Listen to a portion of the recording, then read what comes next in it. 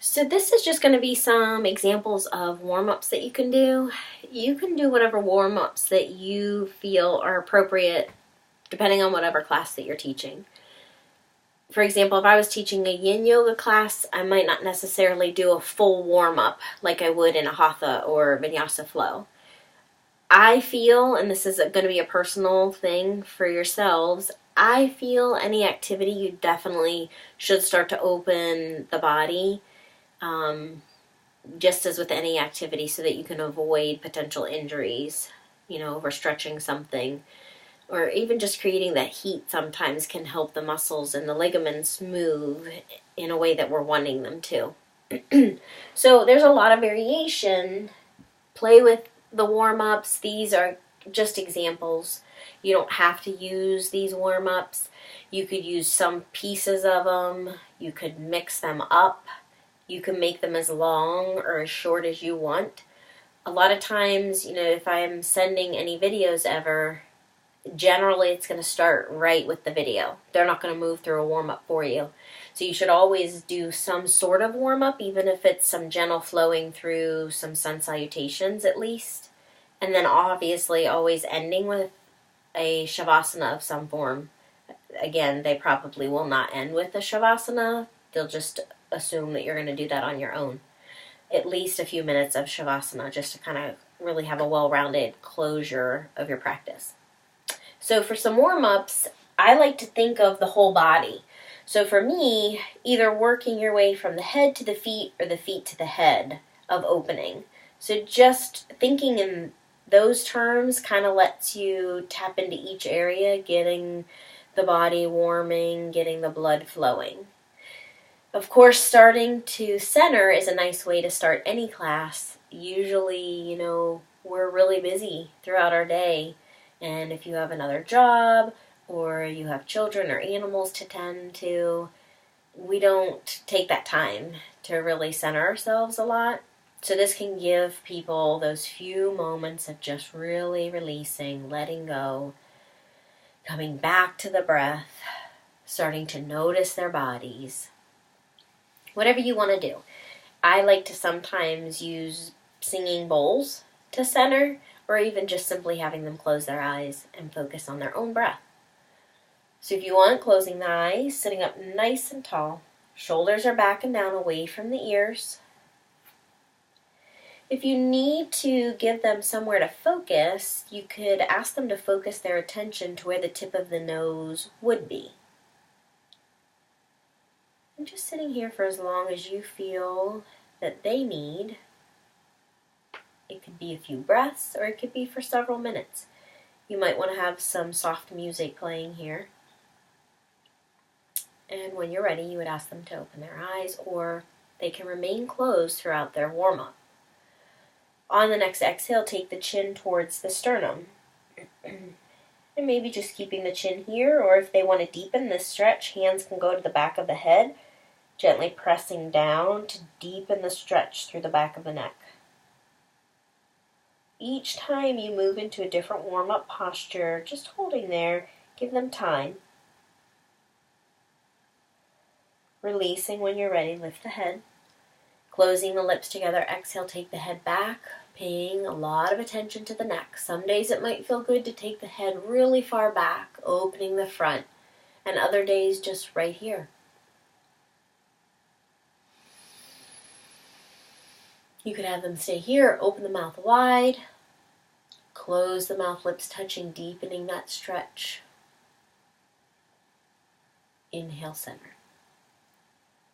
Stretching through the sides of the neck, you could ask them to drop the right ear to the right shoulder, letting the ear fall to the shoulder, not shoulder to the ear. You could stay here, or they could take the fingertips to the floor. Another variation of this would be to place the hand on the shoulder, pressing down to deepen that stretch. On the inhale, taking the head up. Another variation of stretching through the neck would be to turn the head to the right and then look down over the shoulder. Again, hand could be here pressing down if you wanted to deepen it. So a lot of variation, just doing whichever ones that you would want that day. And then, of course, doing the opposite side. here, or deepening with the hand to the floor, or hand to shoulder, lifting the head. You could move to the next one, or another day you may want to do this stretch.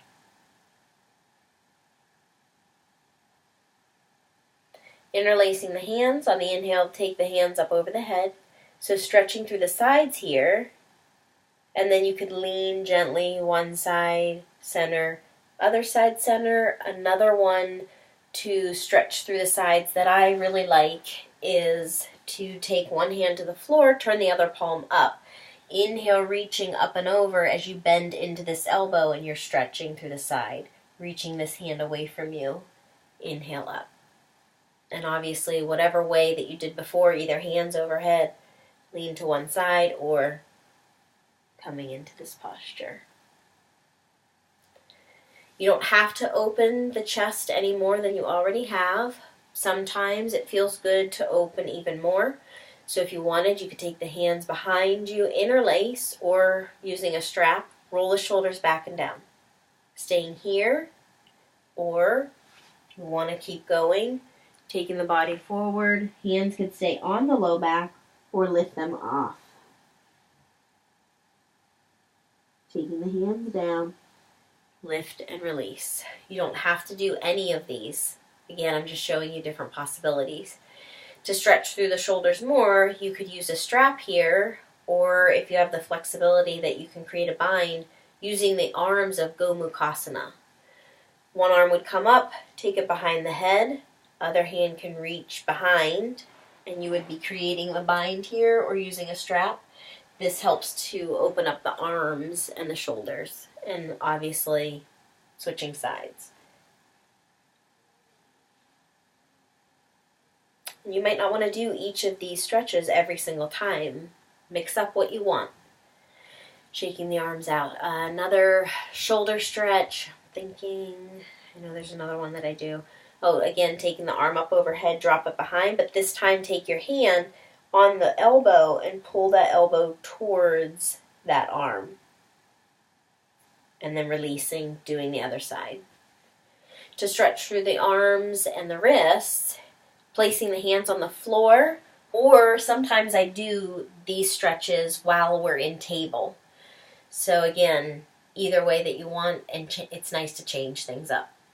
So we'll do them right here this time, and just keep in mind that if you wanted to do them from table, you can.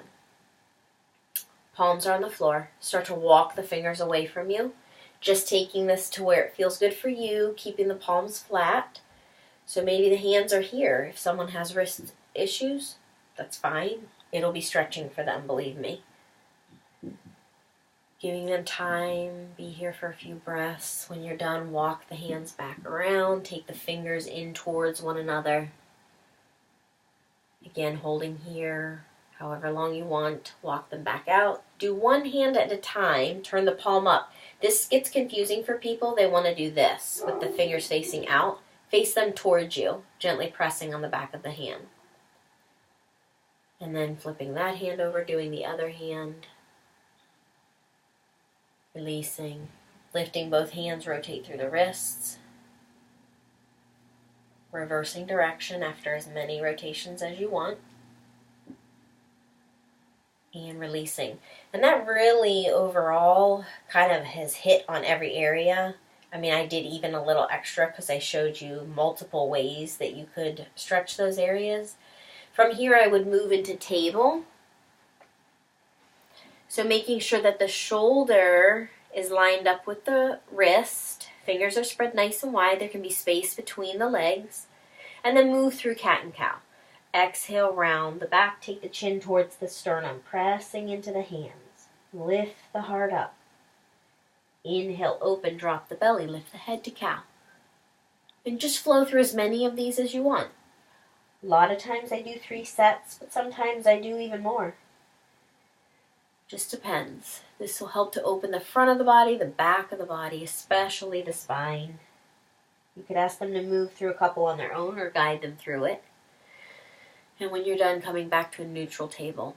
To open up the hips, you could slide the hands out, do a hip rotation, just like we do with our wrists or our ankles.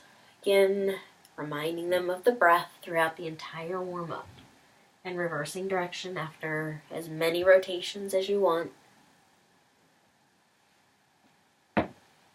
Many always pops. And coming back to table. And then you could tuck the toes to stretch through the ankles and the feet. There's another way that you could warm up the hips, though, before we go on to the ankles. If from seated, after you warmed up the rest of the body, placing one foot in front of the other, this will open up the hips by walking the body forward, holding here. Lift up slightly, walk to the opposite knee from the foot that's in front. So right foot is in front. I'm going to walk over to that left knee and come down. Again, you'll hold here as long as you feel you need. Walk to center and push up, and you would switch sides. Left foot in front, walk out. Hold for a few breaths. Lift slightly, walk over to that right knee, lower. Lift, come back through the center, and walk up. So that's just another variation of opening the hips if you didn't want to do hip rotations. So I'm going to come back into table and we'll finish different ways to open the feet and ankles. Tucking the toes, you're going to press the hips back towards the heels. People can stay right here. This is a huge stretch that people are not used to making. We're not used to taking the feet in this way, and it really helps to open. If you believe in reflexology at all, then you can understand why this might be so intense for some people, because so many parts of our whole body are located in the feet. Holding here for a few breaths. If someone wants to deepen this, they could come up all the way onto the knees. This is definitely going to deepen the stretch through the toes. Hold here as long as you want. When you come up to release the toes, what helps is to tap them on the floor. It gets blood flowing. If ever someone gets a foot cramp, the best thing to do is to come into downward facing dog. It takes the foot cramp out immediately. Don't try to work it out on your own. It's just going to cramp up more. Downward dog will help. Once you've tapped, you can lift both feet, rotate through the ankles, as many rotations as you want, and making sure that you reverse, lowering the feet. You could move on from here to standing, come into downward dog and up to standing, or stretch through the ankles more by sitting back on the heels, top of the foot is down, reach behind you, kind of tuck the pelvis, and that stretches through the thighs here, release that tilt, and then lift the hips, drop the head back. That'll stretch through the thighs more. Lower back down. Keep the hands behind you here, though. And we're going to stretch the ankles. So lifting either one knee at a time, both knees. You could stay center or gently rock. And then lowering the knees. So those are various ways to warm up the body. Do as many of them as you want. Mix them up.